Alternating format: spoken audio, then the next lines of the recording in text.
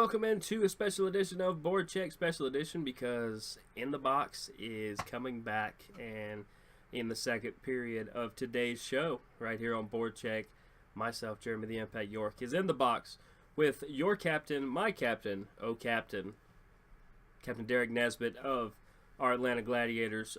Sit down for a good talk with him. I mean, this is pretty good. Hopefully you guys enjoy that. Of course, that's period number 2. Basically, this is how the format's going to go. At least for the next couple weeks. We will try to have a guest on each and every week, whether that be a Gladiator player, whether that be a friend of the show, whether that just be some random person I decide to interview. Who knows? We're going to try to line up some good special guests, but we're going to put that somewhere on the show, and the other 2 periods, segments, whichever you want to call them, we call them periods here, we'll be talking about either the East Coast games or the West Coast games, Western Conference, Eastern Conference. Just we're going to try to dive into these just the best we can. Some of these series will be mid-series by the time we get to them. Some will be freshly started, just like the ones tonight, with the West Coast games, the Western Conference games going on, including the Nashville Predators and St. Louis Blues. I keep forgetting the Blues. How can you forget the Blues that are currently playing right now? I believe it's 0-0 with about 12 minutes to go in the first, so that you guys know about when we're filming this. But as always, we are here to talk a little bit of Gladiators, a little bit of Bruins in between, anything that happens there. Bruins news. Obviously, their season ended last week as they were not able to defeat.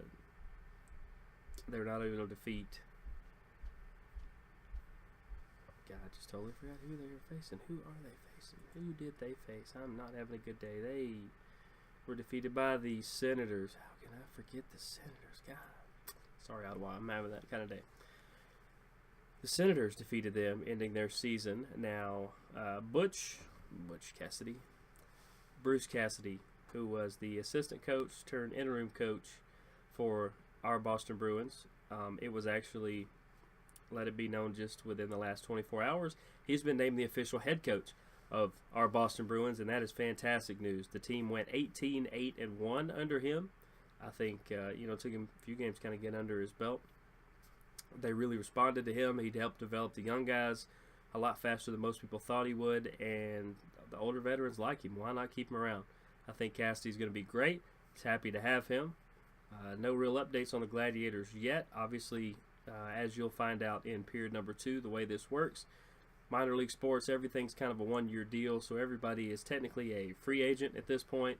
They're free to talk and negotiate and re-sign different places after the free agent period starts. Most of the time, people stay in the same general areas. They have these kind of handshake agreements, and sometimes those agreements don't necessarily work. But, like I said, now we're going to talk about, let's talk about the Western Conference, because those are the ones going on right now. Right now, like I said, the Nashville Predators and St. Louis Blues are playing game number 1 here in a couple hours, about an hour and a half or so.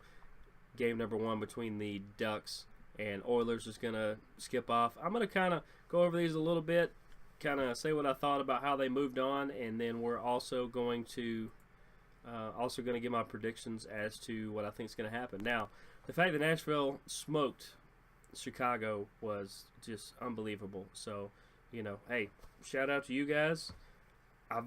I've always kind of followed Nashville anyway. It's it's probably the closest team to us here in Atlanta, between them and the Hurricanes. But Charlotte is a little way, or Raleigh rather, is a little ways off to the west, as opposed to pretty much just a couple hours north to Nashville. But the fact that they were able to dominate Chicago, who was one of the front runners coming in, that speaks volumes to their team and the emergence. I'm not going to get into who won that trade, the PK Subban Shea Weber trade, because I think it's equal. Both teams got exactly what they wanted. They got Subban out of town, and were able to pick up Shea Weber in the process. And Subban gets a fresh team that wants him there. So, as far as that, moving on from that, congratulations Nashville on that. It was fantastic watching that series. I have a lot of family members who are Chicago fans, a lot of friends who are Chicago fans. I will be in Chicago later this summer. You can bet I will be wearing a Smashville shirt or something when I'm walking around Chicago, and I'll take some pictures. Maybe I'll try to get outside the arena. I like being snarky sometimes. You guys know that. The other series, of course, the Minnesota Wild, who kind of neglected to show up. Really, they lost the series to St. Louis Blues 4-1. This was just a physical domination. It wasn't speed like Nashville was that just overwhelmed and swarmed Chicago. St. Louis just out physically played Minnesota, and they just couldn't. They were always on their heels, always back against the wall, and the Blues ran them because of it. As far as we'll preview the other one here. The Ducks and Oilers are going to face off here in a couple hours. The Ducks completely ran over the Flames. The Flames played absolutely flat, and the Ducks are one of the best teams this season. So we all kind of knew we all kind of knew it could go that way. So congratulations, Ducks, as far as that.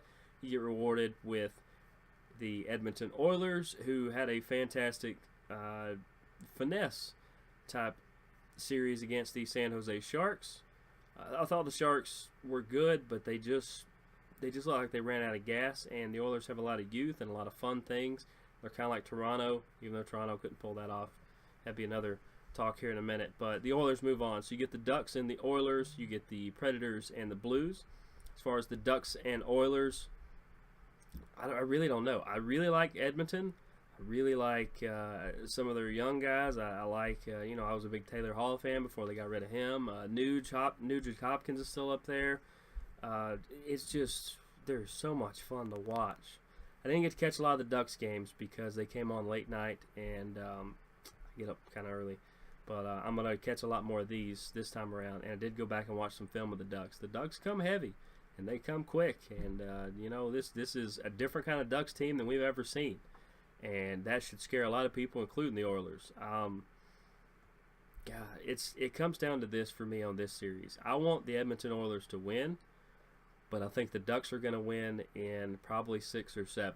Now, if the Oilers win, fantastic. If the Ducks win, never better. That's fine. I mean, I'm good either way because these playoffs have every game has been just one on top of the other, on top of the other, on top of the other, on top of the other. They always get better. They're always fantastic games.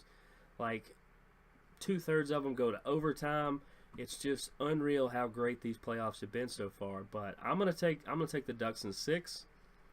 Don't get mad at me, Edmonton. I am that is the non-fan impact that you're hearing there. The fan says I would like the Oilers to win because I think it would be a really fun matchup. On the flip side, as the game's going on right now, and I cannot see the score currently, I think it's still 0-0 with about 8 minutes to go. Nashville and St. Louis. St. Louis is going to come out physical. They're going to come out hard. They're going to come out heavy. Nashville is going to come out with speed. They've got a little bit of youth, and as long as Pekka Rinne is in goal, they have a chance to win. And I really think it's going to come down to the goaltenders between him and I believe Allen is the main starter out there. It's another one of those I really, really want the Predators to win because, like I said, we kind of pull for them down this way as far as they're the closest thing to a local team we have since the Thrashers left. I'm gonna say Predators. I'm gonna say Predators in 6. Predators in 6, and I'm gonna say Ducks in 6. Even though I would love to see Oilers Predators, and we'll get to the Eastern Conference here in a second. On the other side of the break, I'm going to talk to Derek Nesbitt, oh captain, my captain, and you'll find out if he actually likes me saying that as much as I do right out of the gate. But I'm Jeremy the Impact York. Thanks for joining us for Period 1 of Board Check. Period 2 coming up on the other side of the break. So see you then.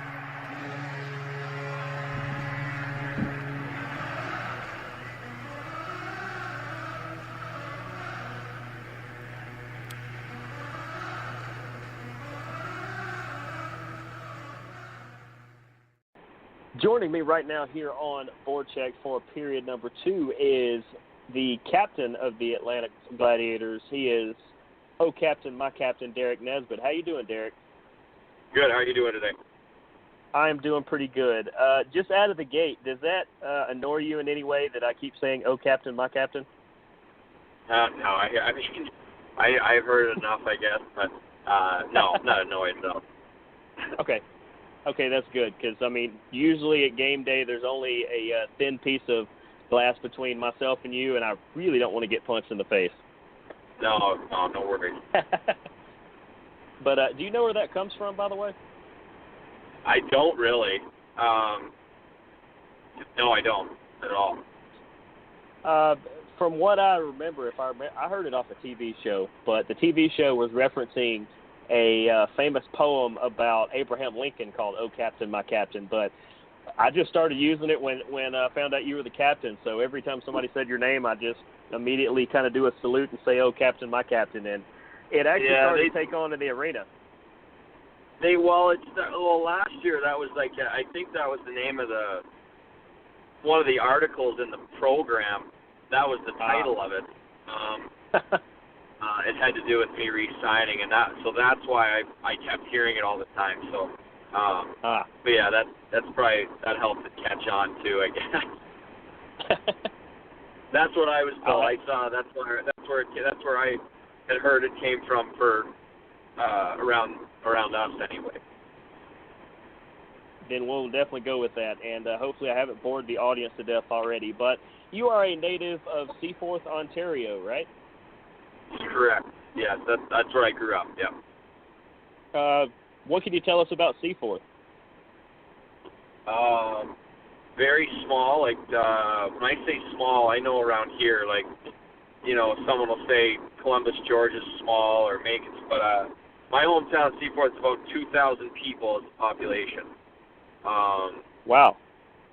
So yeah, like when we're talking small, yeah, there's a lot of towns, like anywhere from 1,000 to 5,000 to 7,000 population, all within, like there's a handful within, 30, 40 minutes of each other, and you kind of grow up with your little rival towns next to you, but as you get older, you start to realize you become friends with all these guys from different towns because they're all so close, and you kind of London, Ontario is probably the biggest, I mean, we call major city in the area, which I could get to in probably 40 to 45 minutes.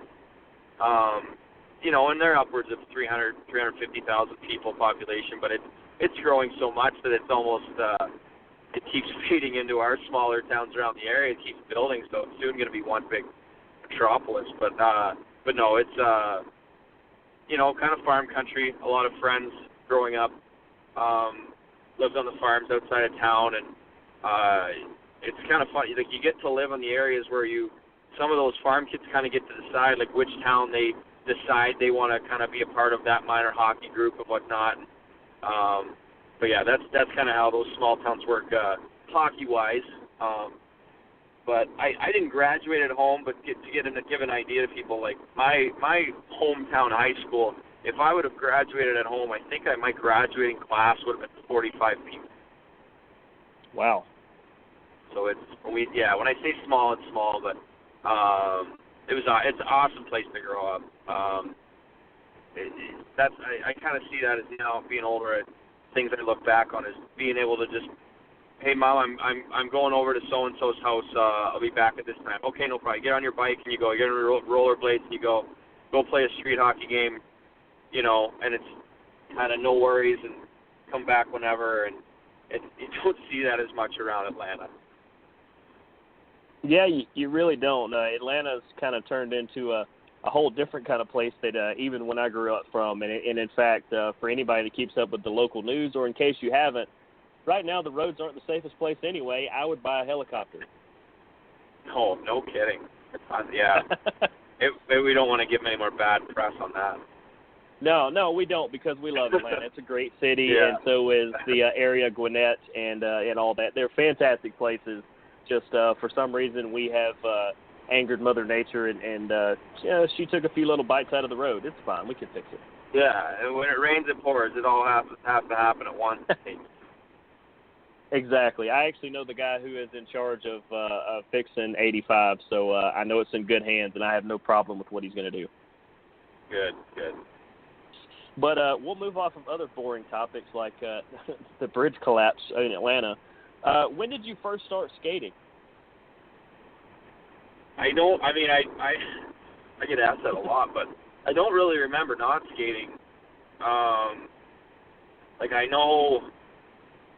want to say I was, 10 months when I first had a little pair of skates on, and it was walking around. Like, I was I know my parents said I was walking at about 8 or 9 months, and I know there's a picture at home somewhere of me like walking around on our tile kitchen floor with skates on it about 10 months or under a year. I know that. Wow. But I think I was probably 2 years old when I was out, like, kind of pushing a little cart or a little chair around the ice. But, and then by 4 or 5, I was playing organized and might hockey. So, yeah, I mean, I guess it's just always been doing it. Oh, was hockey always your sport, or did you play other things as well? Honestly, I played everything you can imagine. I played baseball growing up. Well, we actually played fast pitch softball at home in Ontario. We didn't have baseball, but we played fast pitch softball. I actually pitched for years. We had some really good teams in the area. Went to like some Ontario championships, Eastern Canadians. We had a really competitive group. I played basketball in school. I played in high school. I played soccer, basketball. Men's volleyball was actually a thing in Ontario and in Canada growing up too. I loved volleyball. That was one of my favorite sports in high school. I've golfed all my life. Played competitive golf as a kid. Ran some track in school. Like I said, did cross country. It was nonstop. I think that was my training, and I don't even think I realized it.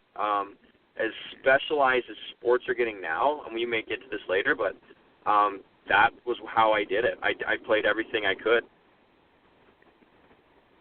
Yeah, I'm definitely one of those people that even my younger nieces and nephews, as they're getting up to, I got one that's just now getting into age, and I told him play whatever he wants to play. I said play as many sports as you can. It'll keep you rounded.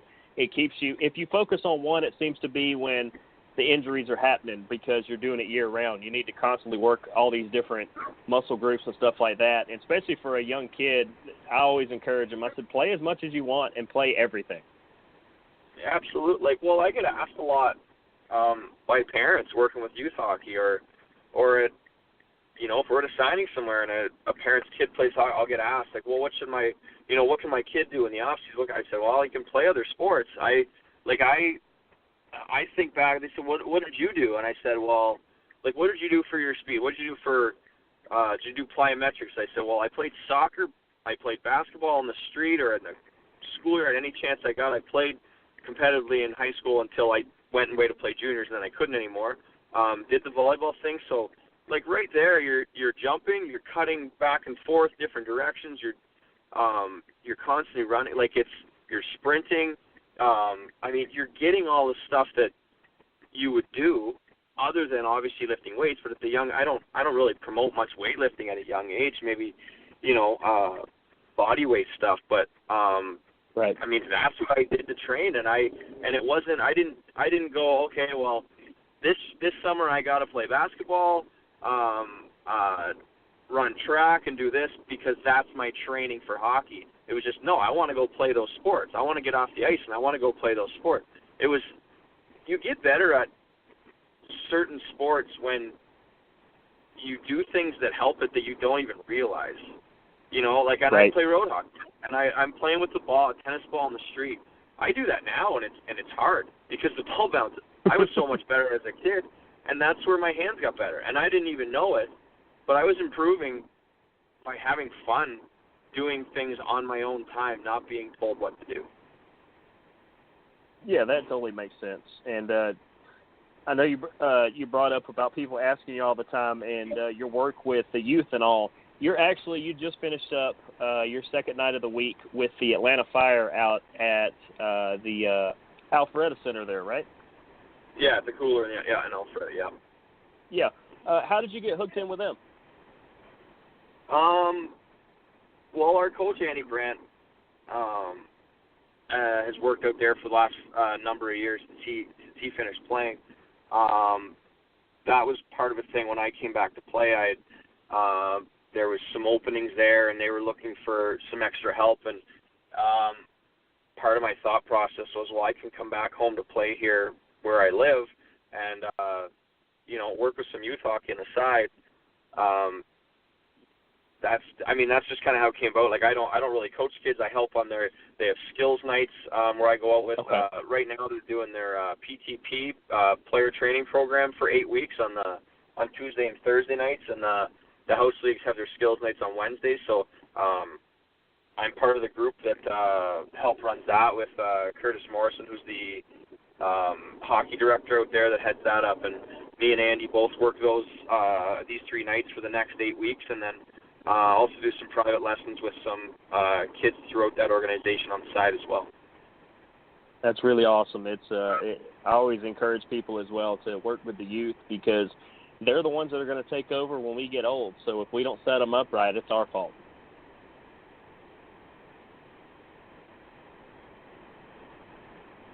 But let's see. You talked about your head coach, Andy Brandt. Do you got any good Andy Brandt stories?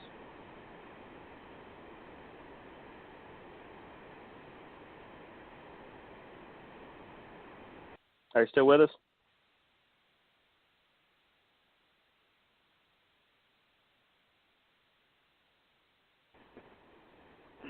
Hello. Are you back with us there? Yeah, Okay. I forgot. I'm going along Buford Dam here. I forgot it kind of cuts out sometimes here. Shoot.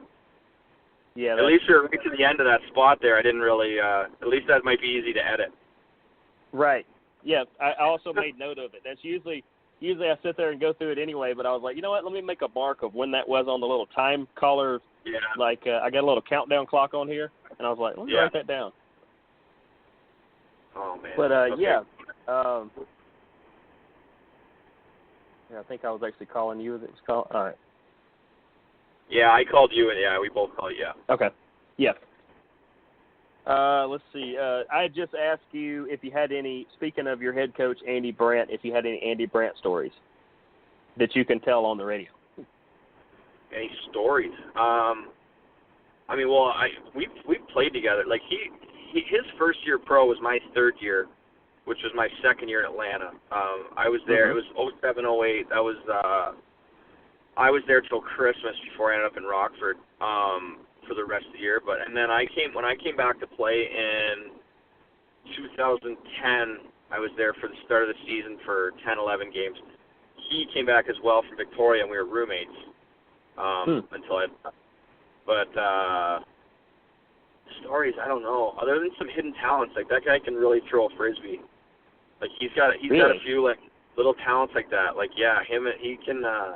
I've been asking. I was like, I want to go disc golfing with him sometime, and I think he might even have a bat, like a golf bag style, like a frisbees, where he told me he's got, like, I didn't know this. I don't know about disc golf. Like I've always been kind of intrigued by wanting to try, but he tells me there's drivers and irons and like different clubs per se of frisbees. But that's always one thing that intrigues me with Brando is his ability to throw a frisbee, something else.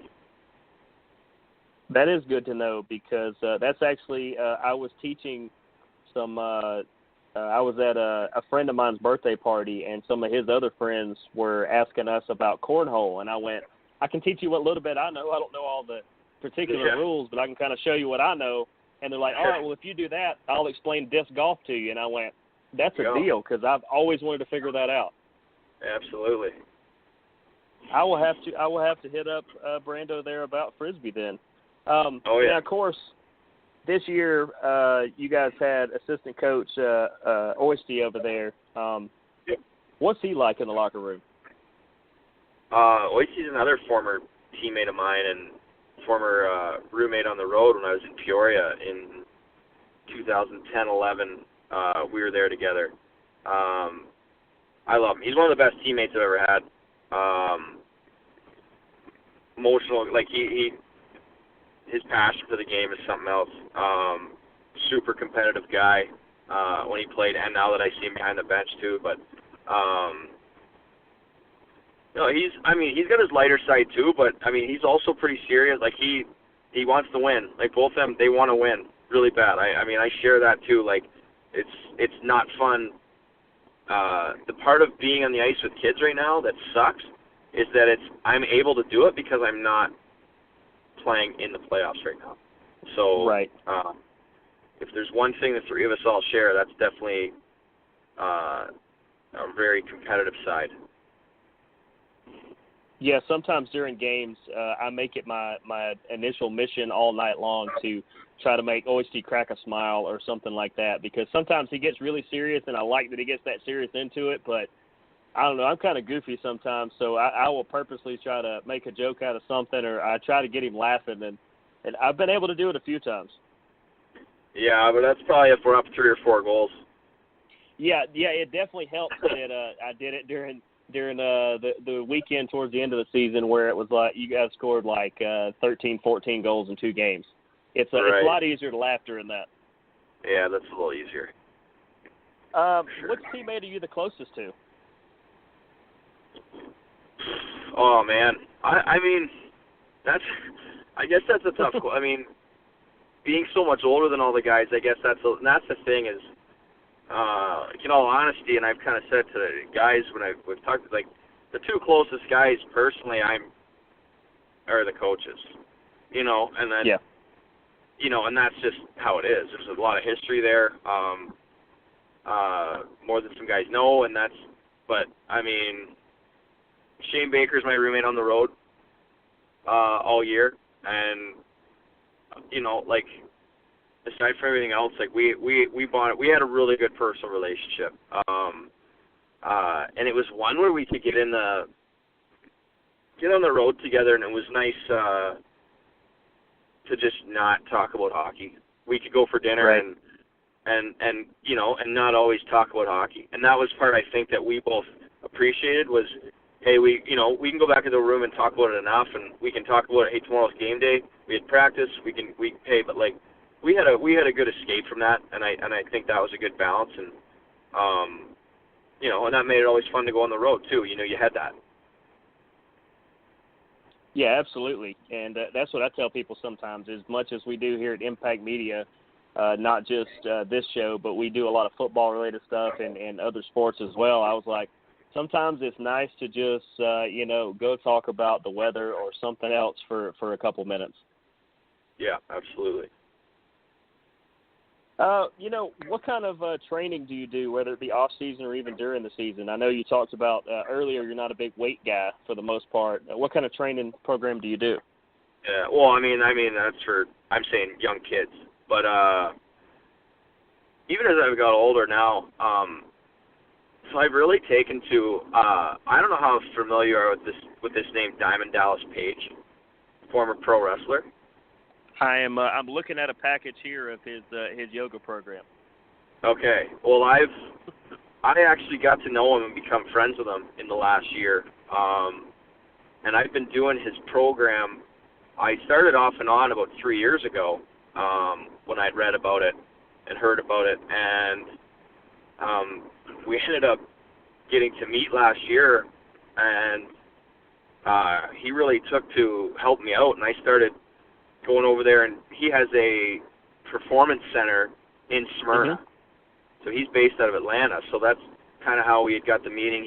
He's kind of been trying to branch out to working with some athletes as well. He did a lot of work with Virginia Volunteers, Virginia Cavaliers football team. He's been working with a few other college football teams, but with me, it's ideal for him as his program is all about kind of holding back the hands of time. Like, you see him, he just turned 61 years old. He looks like $1 million. Like, it's kind of it's absurd in how good a shape he's in. And I mean, his program speaks for itself when you just see the testimonials. And but I've already started back on that. It's a good repair tool as well. It helps me repair the body after season. Also, just it gets that, like, when I first started doing it, I did it for about 3 weeks, and then I went to the gym. And I couldn't believe how much better I felt in the gym after 3 weeks of doing that program. And I was only doing very basic workouts 3 to 4 times a week. But what it did for the small muscle groups and lengthened some muscles and made the back feel better and joints, it was unbelievable. But I mean, I live and die by that program now, especially getting older and still wanting to play. But at the same time, I've toned back the lifting a little bit. And my weight training is more of maintaining now than anything. I mean, we know when you get older, it's not as hard to put on weight. It's harder. So I don't have as much of that problem as putting it on anymore.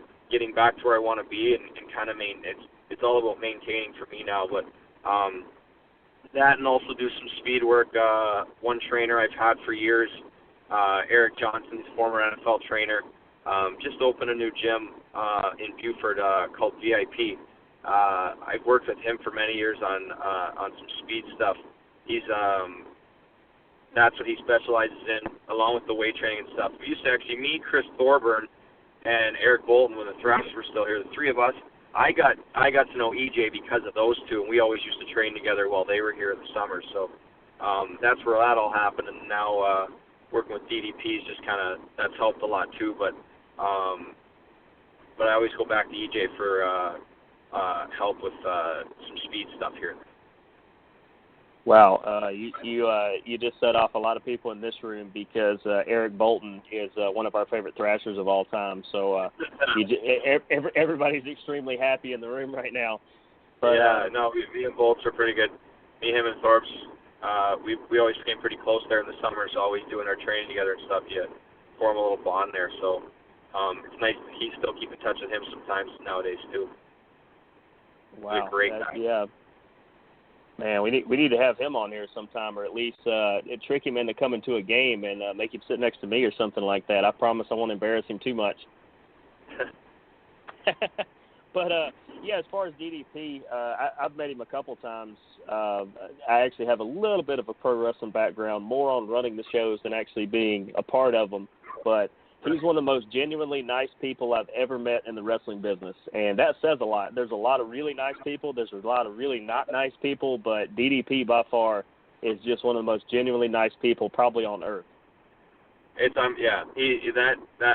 I've never met anyone in my life that cares so much about helping other people with nothing in return asked for. He just knows it'll come back to him. Like he's just a big believer in that, and he's done amazing things. It's unbelievable.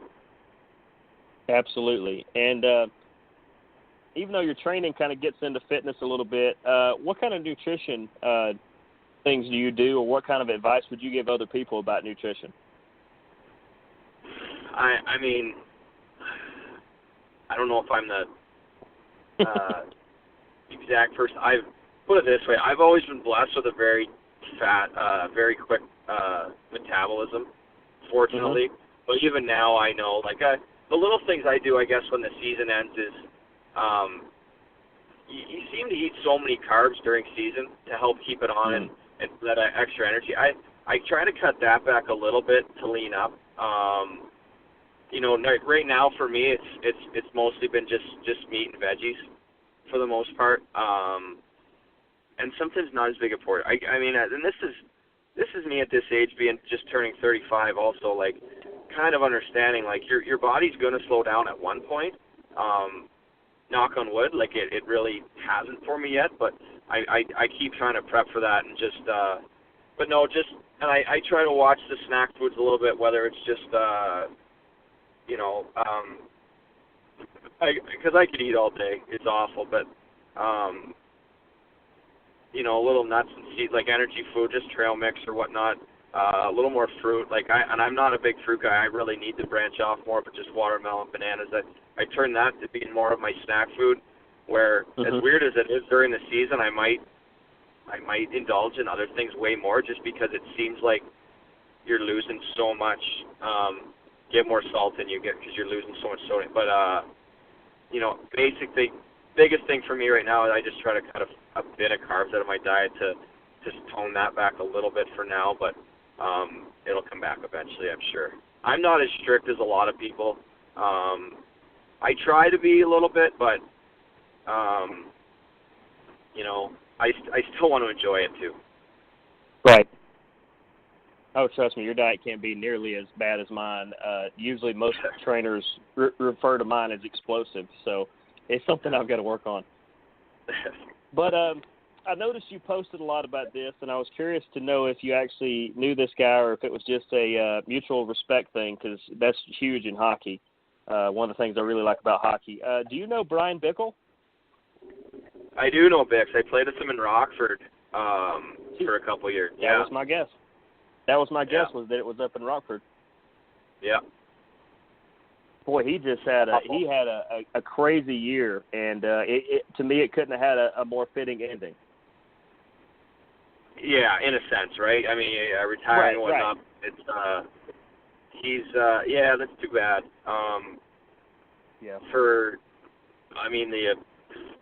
That guy, ever since I've known him, he just has the look of an NHLer. Just the size, strength, speed, all the tools.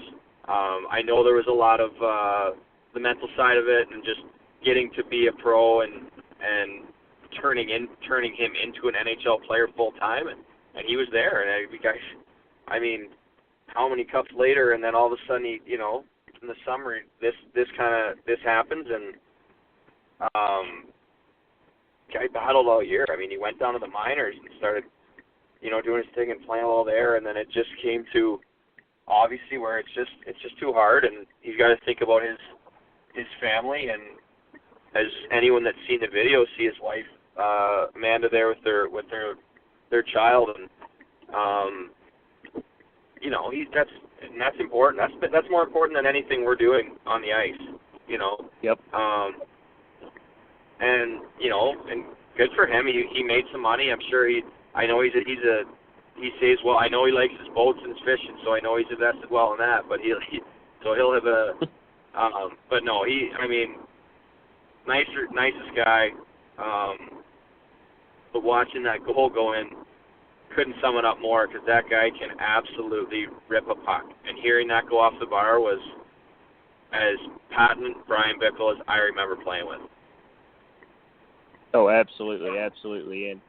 And you hit on the thing that I bring up to a lot of athletes, especially younger athletes, and I was like, I even brought it up. My mom's a school teacher, and I've always said this to her every summer. I said, at some point you're going to try to figure out when the end of this chapter is and the next chapter starts. I said, hopefully you get the opportunity to choose when that is. Sometimes you don't get that opportunity, but Brian's going to he's going to go on to do probably bigger and better things than he ever could have even done in the NHL. And I totally agree with you.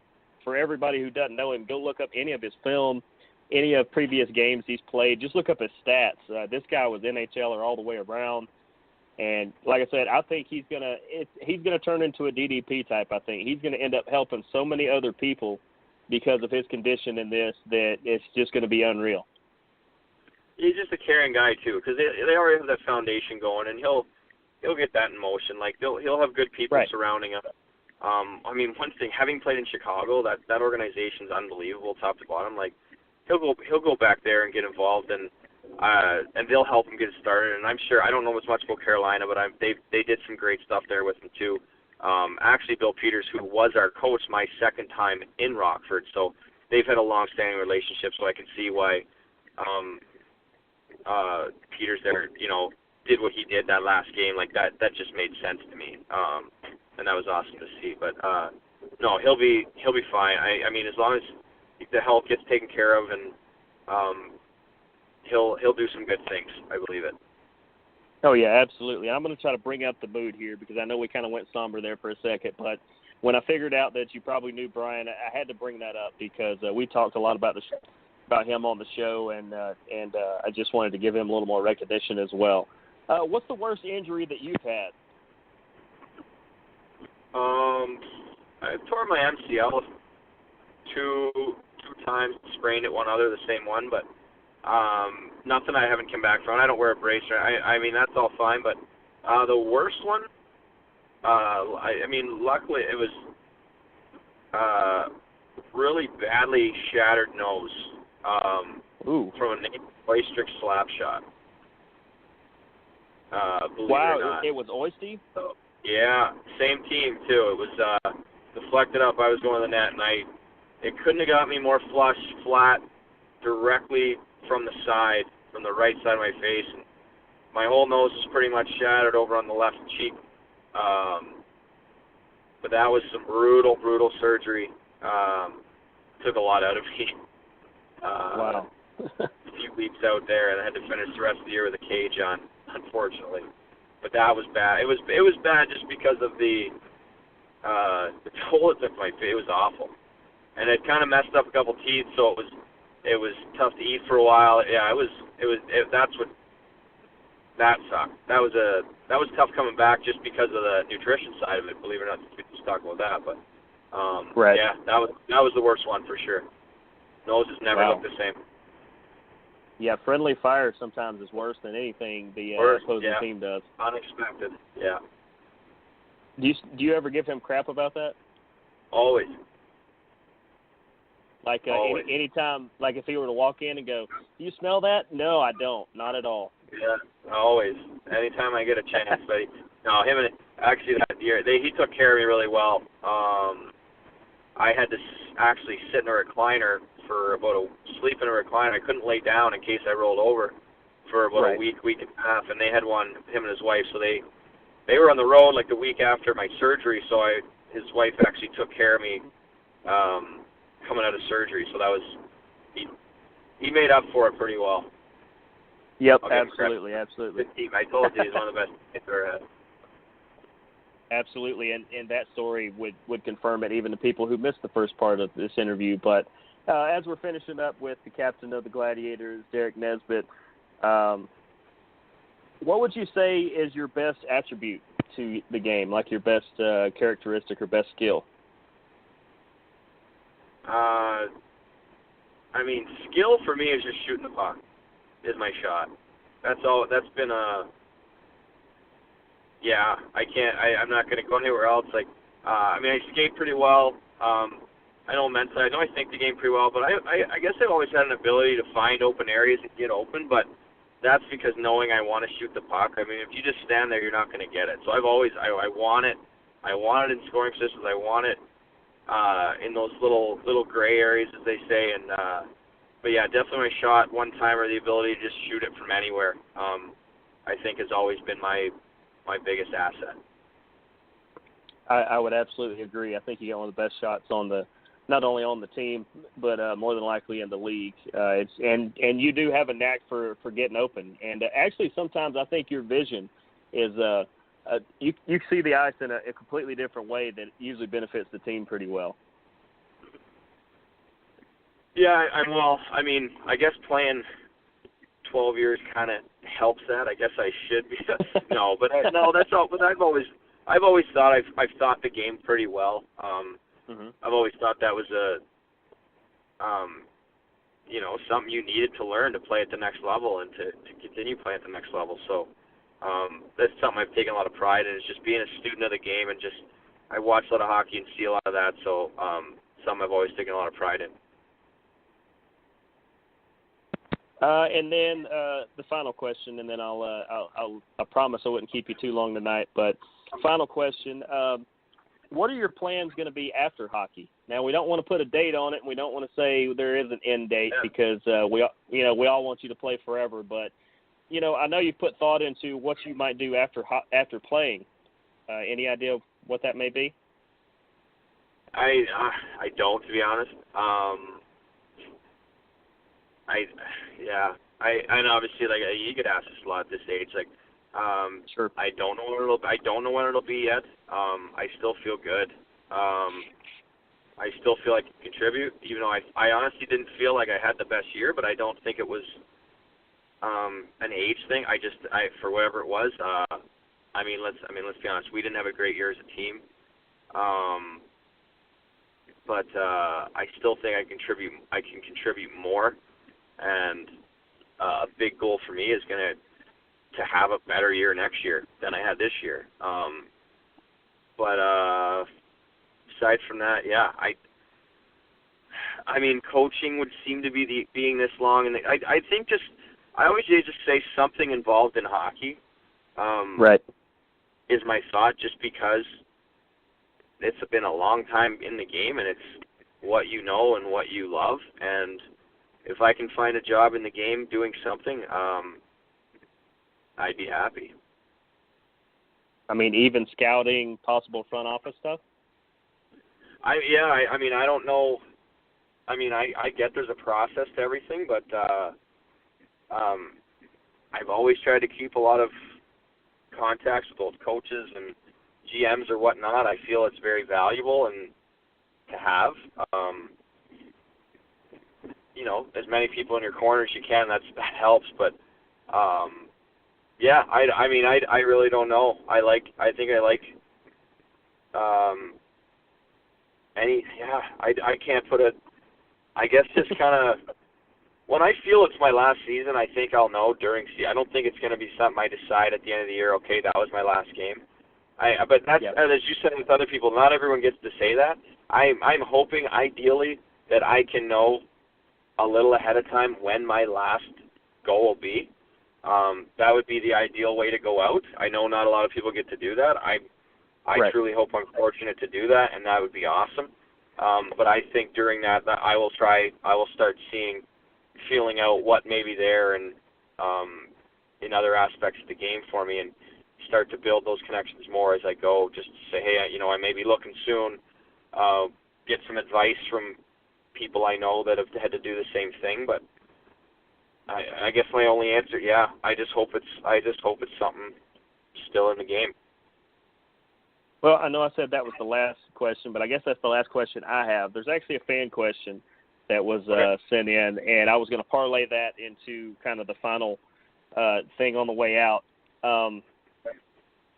They want to know, how do you feel about the fan support in the general Atlanta area, given how the Thrashers were kind of unceremoniously kind of shipped to Canada as far as the way Atlanta people were concerned? And then I was going to kind of parlay that into kind of your message to the fans, because I know a lot of fans look up to you and the example that you set. So I was going to kind of give you the platform there for the message to the fans and how the fan support is here in Atlanta.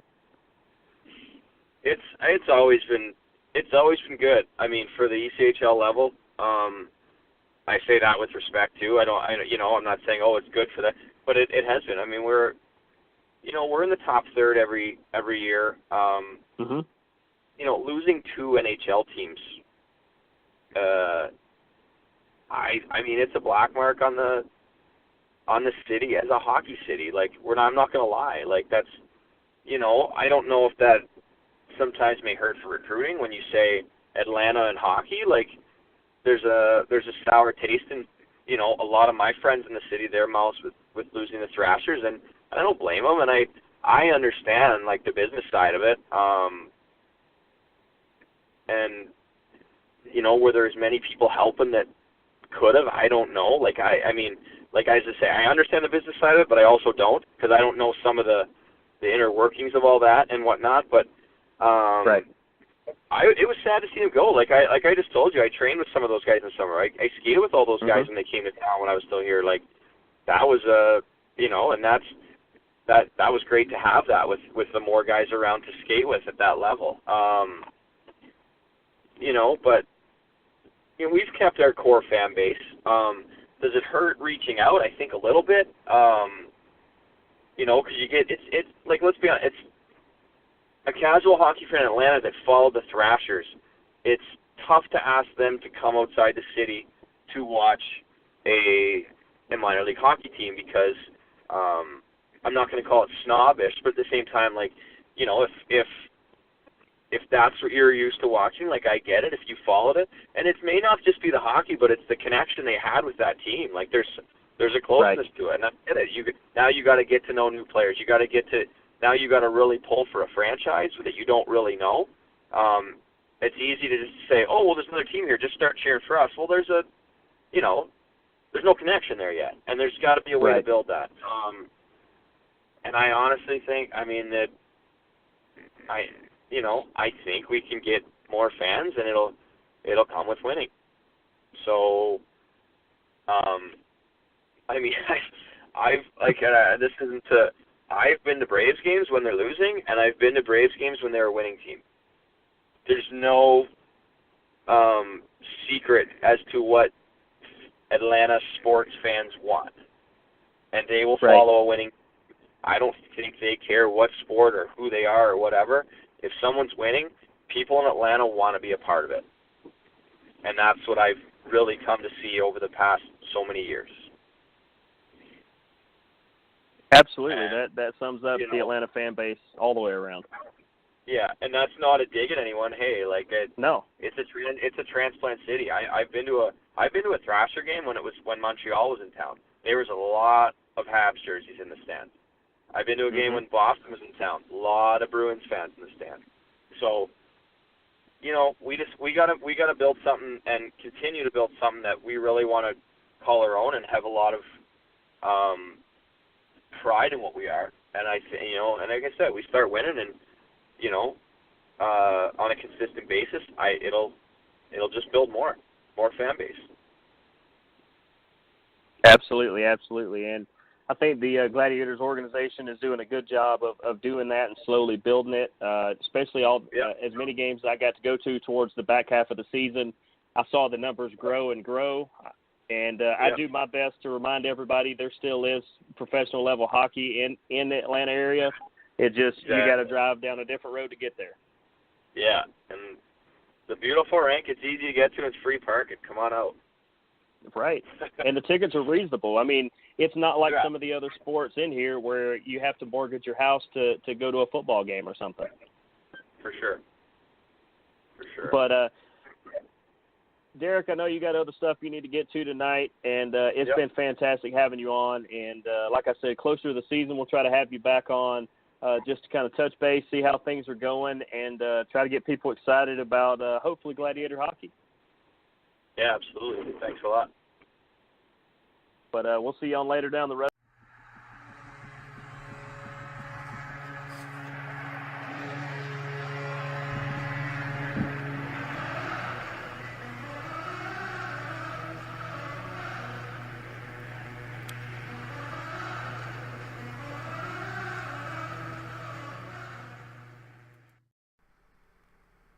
We're back for period number 3. Wow, did I not tell you guys, Derek Nesbitt is a fantastic guy. Not only is he a great hockey player, not only is he a great leader and the captain of the Gladiators, the guy's just a great human. He's a great human. At the end of the day, that's what I tell people. No matter if you're a mailman, no matter if you're a gravedigger, no matter if you're the President of the United States, just be a good human at the end of the day. And that guy, by far, is just a great human being. So, you know, shout out to him again. Oh, Captain, my captain, since you guys now know that he doesn't get that annoyed that I say that. At least so far. He may pull me over the ice barrier or something one day. Just kidding. Derek wouldn't do that.